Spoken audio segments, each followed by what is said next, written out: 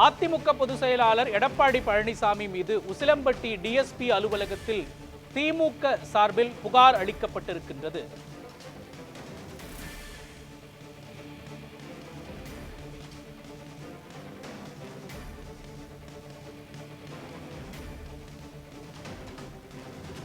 அதிமுக நிர்வாகி மீது அம்மா மக்கள் முன்னேற்ற கழகத்தினர் தாக்குதல் நடத்தியதில் திமுகவை ஈடுபடுத்தி எடப்பாடி பழனிசாமி பேசியதாக திமுக சார்பில் புகார் அளிக்கப்பட்டிருக்கின்றது.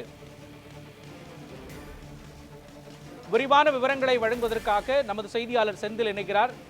செந்தில், இந்த நிகழ்வு குறித்தும் குறிப்பாக எதிர்க்கட்சித் தலைவர் எடப்பாடி பழனிசாமி மீது திமுக சார்பில் புகார் அளிக்கப்பட்டிருக்கின்றதே, அந்த புகாரில் குறிப்பிட்டுள்ள அம்சங்கள் குறித்தும் முழுமையா நீங்க பதிவு பண்ணுங்க.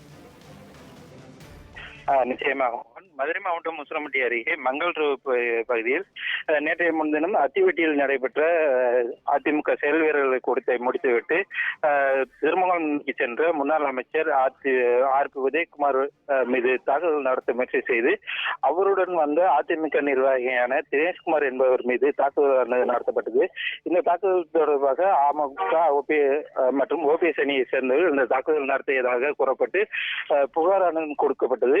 இந்த புகாரின் அடிப்படையில் நேற்று சேடபட்டி காவல் நிலைய போலீசார் 6 பேர் மீது 5 பிரிவின் கீழ் வழக்கு பதிவு செய்து இந்த சம்பவம் தொடர்பாக அமமுக அந்த சேடபட்டி பகுதியை சேர்ந்த ஒன்றிய செயலாளர் பழனிசாமி, அதே போன்று ஓபிஎஸ் அணியை சேர்ந்த குபேந்திரன் என்ற இருவர் உட்பட 4 பேரை கைது செய்து நீதிமன்றத்தில் ஆஜர்படுத்தினர். நீதிமன்றத்தில் ஆஜர்படுத்திய சூழ்நிலையில் நேற்றைய தினமே இவர்கள் 4 பேரும் சொந்த ஜாமீனில் விடுவிக்கப்பட்டனர். இந்த நிலையில் இந்த சம்பவத்தை கண்டித்து அதிமுக பொதுச் செயலாளரான எடப்பாடி பழனிசாமி நேற்று எக்ஸ் பதிவு ஒன்றை பதிவு செய்திருந்தார்.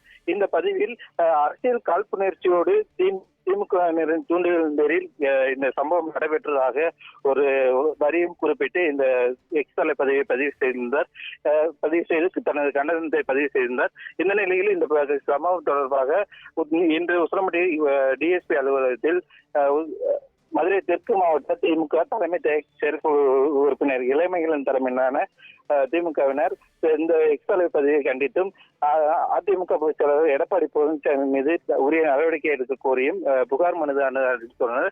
இந்த புகார் மனுவில் இந்த எக்ஸ் பதிவை நீக்க கோரியும் இந்த எக்ஸ் பதிவு சம்பந்தமாக முதல்வரிடம் மன்னிப்பு கேட்க கோரியும் திமுக மீது சமூக வலைதளங்களில் அவதூறு பரப்பிய அதிமுக பொதுச் செயலாளர் எடப்பாடி பழனிசாமி மீது நடவடிக்கை எடுக்க கோரியும் இந்த புகார் மனுவானது அளிக்கப்பட்டது.